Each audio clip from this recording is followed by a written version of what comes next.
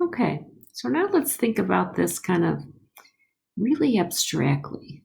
So, how many things could have happened? Well, on the first thing, you could have picked right or wrong. So, there's two different choices. And on the second thing, same thing. You could pick right or you could pick wrong. And so, really, if we think about when we made the tree, right and wrong, right and wrong, at the very bottom,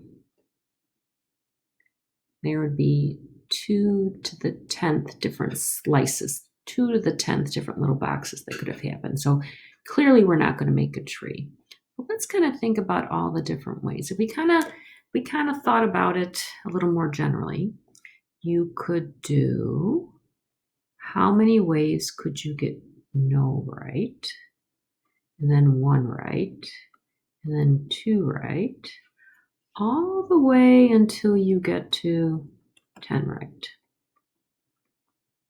So really, there's 11 different sort of ways to split up those branches.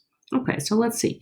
If you got no right out of all those 10 choices, you would choose none of them to be right, which means the right answers would happen no times, and the wrong answers would happen 10 times.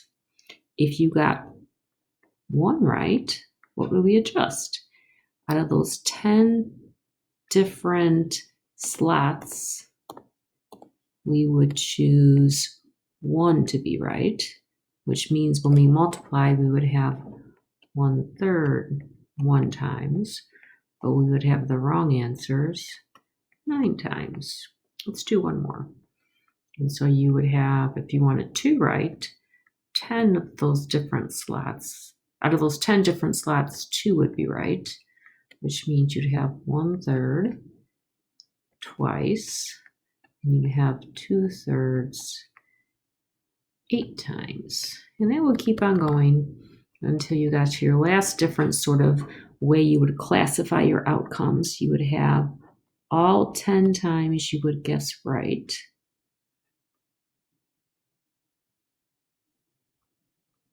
Which means you'd have 1/3 to the 10th and 2/3 to the no times. Okay, now we're not gonna be able to add those up, but we can create a list because we learned how to do that last unit. Okay, so let's create a sequence. Okay, so what are the different parts we need? Well, we need this counter. We need how many times to times the right answer choices, chances by, and then the wrong answer. So let's see. So we know why we started with 10. We're going to choose how many we got right. Okay, maybe you want to put this in parentheses. And then we're going to times it by 1/3 to the x. And then we're going to times that by 2/3. Okay, now what about this power? Well, I think it's 10 minus x. Okay, where x is our variable. And we're going to start at 0, and we're going to go to 10. So see if you can generate that list, and when you get your answer, store it to L1. Pause whenever you need to so you can type in your calculator. Okay, if I wrote this kind of not in computer speak, I'm just going to write it if you have the newer calculator or if you just want to write it. We're generating a sequence where it's 10 choose x times 1/3 to the x times 2/3 to the 10 minus x. So that's what we want to generate. And we know we're starting at 0 and we're going to 10. Okay, so I got that in answer L1. Now you can actually figure out if we wanted to see our answer from the opener, it wouldn't be the first one in our list because the first one is no correct. We had 5 be right. which means that would be the 6th one on our list.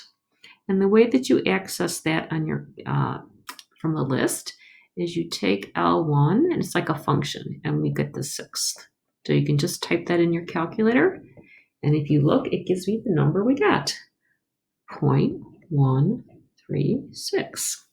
And since all of these 11 things, because there's 11 things in the sequence we created, if you add them all together, that's every possible thing that should have happened. So if we sum L1, everybody type sum L1, what do we get? We get 1, because those are all the different distinct things that could have happened. Isn't that so cool? Okay, we're going to summarize in a minute, but I thought we would kind of look back to when we were together and we learned how to use our calculators.